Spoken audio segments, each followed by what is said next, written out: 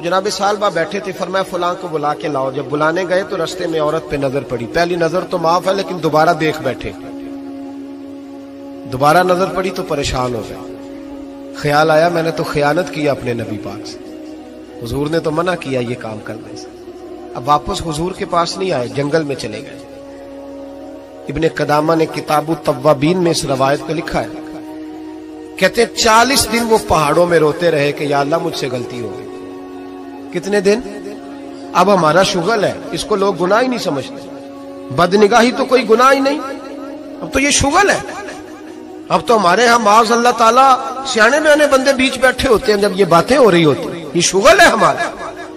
अब तो अब्बा के सामने बच्चा वॉलपेपर गंदी तस्वीर का लगाया होता है, पर वो कहता है उमर है ना जी, उमर है ना जी। मुझे पता ही नहीं है कितना गंद कर रहा है, ये तबाह हो जाएगा रूहानी तौर पर। अगर ये गंद देखने में उलझ गया तो इमाम शाफी का फतवा है, जिसकी नजर गंदी होती है उसका हाफजा कमजोर होता है, वो कोई बड़ा काम नहीं कर सकता, वो नफ्सियात का मरीज हो जाता है जो गंदी नजर वाला आदमी होता है। हमें पता ही नहीं कि हमारे मसाइल असल में है क्या। तो 40 दिन जंगल में रोते रहे, 40 दिन। महबूब सारा कुछ जानते थे पर खामोश रहे। हजरत जिब्रील अमीन हाजिर हुए, अर्ज की या रसूलल्लाह आपका वो गुलाम रो रहा है। रब कहता उसे बुला ले, मैंने उसका गुनाह माफ कर दिया है। तो नबी पाक सल्लल्लाहु अलैहि वसल्लम ने हजरत मौला अली शेर खुदा और जनाब सलमान फारसी को भेजा, फरमाया फलां जगह ले आओ। कहते जब हम गए तो दो पहाड़ों के दरमियान जनाब सालबा तड़प के रो रहे, हमें देख के और रोए। कहने लगे अली मेरे बारे में कोई आयत तो नहीं नाज़िल हो गई? तो कहा नहीं, चल हुजूर ने बुलाया है। कहा अच्छा हुजूर कहते क्या थे, फरमाते क्या थे? कहा पता नहीं, लेकिन बुलाया है। कहते जब हमारे साथ चलने लगे, मस्जिद नबवी करीब आई तो कहने लगे अली बहुत बड़ा गुनाह कर बैठा हूं, नजरें मैली हो गई, वुजू नहीं आंखों का, मुझे डायरेक्ट ना लेके जाओ हुजूर के पास। जब नबी पाक नमाज की नियत बांध लेना फिर मैं जाऊंगा, मैं पीछे खड़ा हो जाऊंगा हुजूर के। मेरी तबीयत में हौसला नहीं। यहां तो पता नहीं मैं किस तरह इश्क रसूल का दावा करता हूं मिंबर पर बैठकर, और हमारी ये मिलाद आएगा तो महफिल मिलाद में इस तरह के दावे होंगे स्टेज पर के अलमान वाला फीस, पता नहीं क्या क्या लोग कह देंगे, पता नहीं हमें हम क्या है और हम क्या कह रहे हैं। मन आनम के मन दानम, पता ही नहीं, और कितना बड़ा दावा कर दिया। का मेरे अंदर ताकत नहीं सामना करने। मौला अली फरमाते हैं जब हुजूर ने मगरिब की नमाज की नियत बांधी तो उन्होंने भी पीछे नियत बांध ली। इत्तेफाक की बात यह कि हुजूर ने पहली रकत में सूरह इन्फितार पढ़नी शुरू कर दी, इज़स समाउन फतरत व इज़ल कवाकिबुन तसरत व इज़ल बिहार फुज्जिरत। कहते हैं जब महबूब इस आयत पे पहुंचे ना कि या अय्युहल इंसानु मा गर्रका बिरब्बिकल करीम, ए इंसान तुझे किस चीज ने धोखे में डाल दिया, हालांकि तेरा रब तो बड़ा ही करम करने वाला है, तू किस तरह किसी और के धोखे में। बिरब्बिकल करीम, और ज़मीर वाहिद है, मैं तफसीर पे नहीं जाता, कहा तेरा अपना रब, बिरब्बिका तेरा अपना रब, तेरा रब तो बड़ा करीम है, तू फिर भी कहीं और चला गया। जब ये आयत सुनी तो पीछे चीख मारी, बेहोश होके गिर गए, घर वाले घर ले गए। नमाज मुकम्मल हुई तो हुजूर ने फरमाया क्या हुआ? अर्ज की हुजूर वो तो रो पड़े थे, घर ले गए। महबूब पीछे गए तो बेसुध पड़े, तेज बुखार हो गया। नबी करीम सरहाने बैठे और उनकी गर्दन को उठाकर सर को गोद में रखा, और जब बालों में दस्ते मुबारक फेरा तो आंखें खोल दी और झट से अपना सर जमीन पे रख के कहने लगे हुजूर मैं इस काबिल नहीं कि आपकी गोद में मेरा सहारा है, इस काबिल नहीं, बड़ा मुजरिम। तो महबूब ने फरमाया तुझे मुबारक हो, रब ने तुझे माफ कर दिया है, अल्लाह भी राजी है, मैं भी राजी है।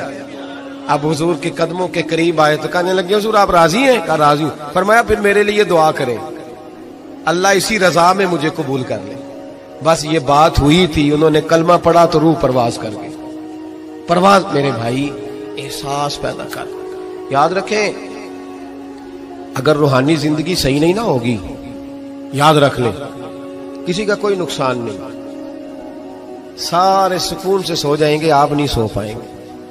अगर आपके ज़मीर पे बोझ रहेंगे ना तो सारे लोग रमजान में 4-4 कुरान पाक खत्म करेंगे, आप 10 पारे भी नहीं पढ़ पाएंगे। अगर आप अपने आप को सही नहीं करेंगे, रूहानी जिंदगी बहाल नहीं होगी, तो याद रखना बड़ा अपना आप सारा कुछ सजा के जाहिरन बड़े परहेजगार बन के भी अपने जमीर की अदालत में फैसला अपने हक में नहीं करा पाएंगे। तिजोरियों से माल भरा हुआ होगा लेकिन घर में सुकून नाम की चीज ढूंढने से नहीं मिलेगी। इसलिए कि अला बिज़िक्रिल्लाह तत्मइन्नुल कुलूब, अल्लाह की जात से जुड़ जाने से दिल को सुकून होता है। क्या बहुत बड़ी सजा नहीं मालिक की कि इंसान सारा कुछ करे, फारिग टाइम हो तो वो टीवी देखे? क्या बहुत बड़ी सजा नहीं कि 3-3 महीने की छुट्टियां भी उसे हो लेकिन वो एक सिपारा कुरान पाक ना पढ़ सके? वो गप्पे मारने बैठे तो 6-6 घंटे लगा दे और तस्बीह दी जाए तो 10 मिनट में बस हो जाए, दरूद पढ़ा ही ना जाए। ये सजा नहीं?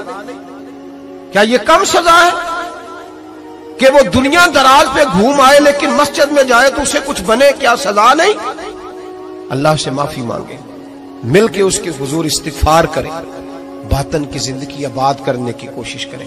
छोड़ दे बन बन के बैठना, आगे आगे बढ़ना, अपने आप को शुमार करना। हम तो मिलाद की जलसों में भी बड़ी कुर्सी तलाश करते हैं, हम तो दीनी महफिलों में भी कोशिश करते हैं कोई हमारा नाम लेके, सही नाम लेके पुकारे कोई। मैं मियाँ चन्नू में था कल मगरिब में, तो एक साहब कहने लगे वली कामिल। मैंने बाद में उनसे कहा कि आपको पता है मैं क्या हूं? इतना बड़ा दावा मेरे हक में आइंदा ना आप करें, और मत समझे कि आप थोड़े अच्छे बुरे जुमले इस्तेमाल करेंगे तो मैं खुश हूँगा। मैं जो हूं ना, मैं उसके अंदर बड़ा मुतमईन हूं, मैं उससे आगे नहीं बढ़ना चाहता। पता सारा है सरदार नू कीतियां दा, पता सारा है सरदार नू कीतियां दा, एदा पर्दा चपाया ही तेरा भला हो सी। वो बू अली सीना से, सुने जी सुने, बू अली सीना से किसी ने कहा था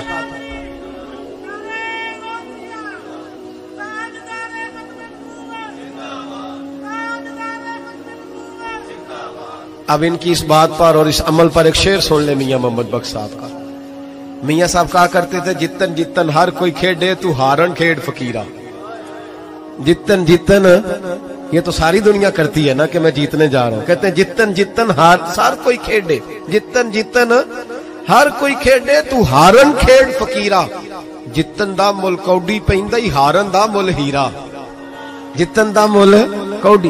बू अली सीना से किसी ने कहा कि क्या महसूस करते हो, आजकल कुछ हालात बेहतर है? तो बू अली सीना चूंकि हजरत अबुल हसन खरकानी के मुरीद थे, हाँ साइंसदान होने के साथ साथ सूफी थे, दरवेश थे, तो बू अली सीना कहने लगे क्या कहते हो, हालात किस तरह के? कहने लगे मुझे अपने गुनाहों का पता है, इतने बड़े गुनाहों के बावजूद मेरी पर्दादरी नहीं हो रही, ये थोड़ा इनाम है अल्लाह ताला का। और उसी जमीन पर उसकी नाफरमानी करता हूं, उसने रहने के लिए जगह दी हुई है, थोड़ा एहसान है उसका। मैं सुबह से शाम तक कितनी नाफरमानियां करता हूं फिर भी पेट भर के रोटी देता है, ये थोड़ा एहसान है। तू कह रहा है आगे बढ़ा है कि नहीं, ये बड़ी बात है कि उसने जमीन पे रखा। आला हज़रत फाज़िल बरेलवी के वालिद मौलाना नकी अली खान साहब रहमतुल्लाह ताला अलैह, इमामुल मुतकल्लिमीन, उनके हालात में लिखा है एक आदमी को आपने ना जगह दी, को 10 मरले आपका प्लाट था या 5 मरले का, उसने कहा हुजूर कुछ दिनों के लिए चाहिए, तो आपने वो जगह उनको दे दी, जैसे महल्लेदार दोस्त को शादी ब्याह। तो 10-15 दिन के बाद चाबी मांगी, उन्होंने दे दी, तो कुछ दरख्त उन्होंने काट लिए, कुछ अपनी मर्जी की तरमीम कर ली। तो मौलाना नकी अली खान साहब रहमतुल्लाह अलैह नाराज हो गए, फरमाने लगे मेरी जमीन थी, मुझसे पूछ तो लेते, कोई तब्दीली करनी, तुम पता नहीं मेरी मर्जी के खिलाफ तुमने मेरे प्लाट पर ये क्यों तब्दीली की? ये उस आदमी को कह के ना तो 2 मिनट गुजरे तो चीख मार के रो पड़े। कहने लगा हुजूर क्या हुआ? फरमाने लगे सोचता हूं मेरी 10 मरले की जमीन पर मैंने तुम्हें अपनी मर्जी नहीं करने दी, और मैं रोज अल्लाह की जमीन पर अपनी मर्जी करता हूं। रोज रब की ये ख्याल आ गया, फरमाने लगे जाओ भाई जाओ, मुझसे गलती हो गई, जाओ। ये सोच जब पैदा होती है फिर बंदा रोज निखरता है, फिर रोज वो गुस्ल करता है बातन का, फिर रोज हर जगह से उसे नया से नया सबक मिलता है। बड़ा बंदा वो नहीं होता जो 20-30 कारें लेके चलता है, बड़ा वो होता है जो किसी और को बड़ा समझता है। जो अपने आप को छोटा समझता है, मेरे नबी पाक फरमाते हैं अल्लाह उसे बड़ाइयां अता फरमा दे। तिरमिजी में हदीस है। आज का सबक, आज का पैगाम यह है कि तज़किये की कोशिश करें। वइन्नका लअला खुलुकिन अजीम, खुल्के अजीम जो अल्लाह ने हमारे नबी को दिए और हुजूर ने हमें अता फरमाए, महबूब के सदके उस तरफ जाए। किरदार में आलापन पैदा कर। अल्लज़ी खलकल मौत वल हयात लियब्लुवकुम अय्युकुम अहसनु अमला। अल्लाह फरमाते हैं कि मैंने मौत और हयात इसलिए पैदा की है कि तुम्हारे अमल की क्वालिटी चेक की जाए। इंडस्ट्री में जब माल बनता है ना तो उसकी क्वालिटी चेक की जाती है, ये आम है, ये खाम है, ये वीआईपी है, ये वीवीआईपी है। फरमाया अल्लज़ी खलक़ल मौत वल हयात लियब्लुवकुम अय्युकुम अहसनु अमला। मौत और हयात क्वालिटी देखने के लिए पैदा की है कि तुम में आसन अमल कौन करता है, अच्छा अमल देखें किसका है। बाकी अपने आप को बनाने संवारने से थोड़ा थोड़ा बचें, एक कदम थोड़ा पीछे हटें अपनी जात के लिए, तो इंशाअल्लाह रूहानियत के लिए 11 कदम आपके आगे जाएंगे। दुआ करता हूं जो कुछ मैंने कहा अल्लाह उसे कबूल फरमाए, और जहां हम भूल गए मालिक हमसे दरगुजर फरमाए। आमीन। हमेशा मिदहत खैरुल अनाम में गुजरे। दुआ है ये उम्र दरूद व सलाम में गुजरे। आखिर दावा।